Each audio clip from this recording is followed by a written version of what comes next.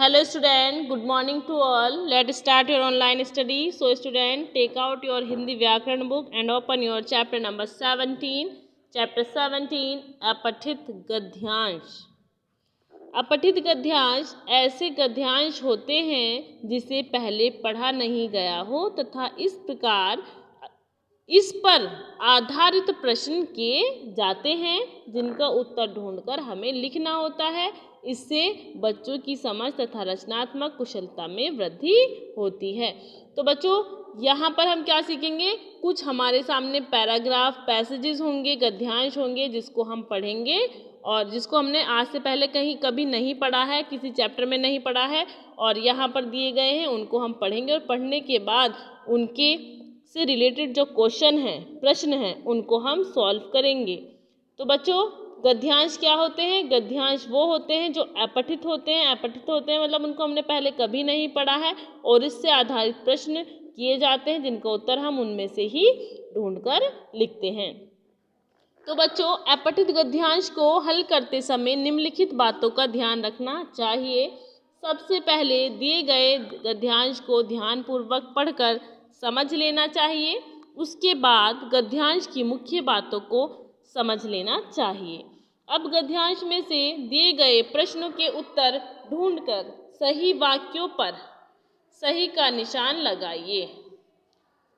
नीचे दिए अपठित गद्यांश को पढ़कर पूछे गए प्रश्न का सही विकल्प के आगे सही का चिन्ह लगाइए। चलिए बच्चों, ये जो गद्यांश हमें दिया गया है इसको हम पढ़ते हैं, फिर हम इससे रिलेटेड जो प्रश्न हैं उनका जवाब देंगे। आदर्श नागरिक वह है जो अपने कर्तव्यों और अधिकारों को समझकर अपने कर्तव्यों का दृढ़ता से पालन करता है। वह जानता है कि उसे अपने अधिकारों का समुचित रूप से उपयोग किस प्रकार करना चाहिए। इन सब बातों से परिचित होने के लिए नागरिक का शिक्षित होना बहुत ज़रूरी है। शिक्षित नागरिक ही लोगों में जागृति लाने का काम कर सकता है। किसी भी देश की प्रगति का आधार वहाँ रहने वाले प्रत्येक नागरिक होता है। एक अकेला व्यक्ति देश को प्रगति की राह पर आगे नहीं ले जा सकता। देश को समृद्ध बनाने के लिए अपना सर्वस्व न्यौछावर करना ही प्रत्येक नागरिक का कर्तव्य होता है। आदर्श नागरिक वही होता है जो केवल अपने कल्याण की बात नहीं सोचता बल्कि दूसरों के हित को ध्यान में रखते हुए कार्य करता है। दूसरों के हित में ही देश का हित तथा देश के हित में अपना हित छिपा होता है। आदर्श नागरिक में आपसी सहयोग, प्रेम व परहित की भावना का होना बहुत ही आवश्यक है, ज़रूरी है।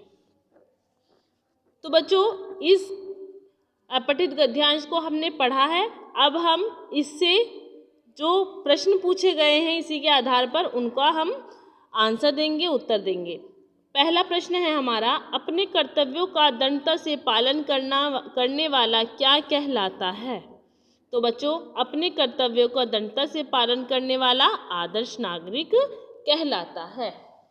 प्रश्न नंबर 2, शिक्षित नागरिक लोगों के लिए क्या कर सकते हैं?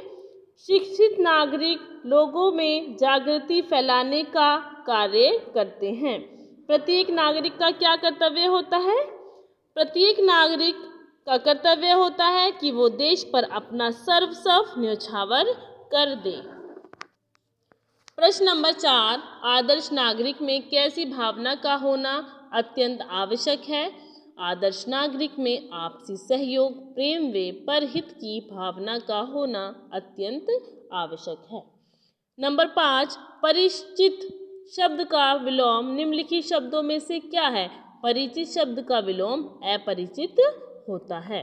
तो बच्चों इसी तरीके से आप ये पैराग्राफ जो अपठित गद्यांश ख वाला है इसको आप पढ़िएगा और इससे पूछे गए प्रश्न का उत्तर दीजिएगा।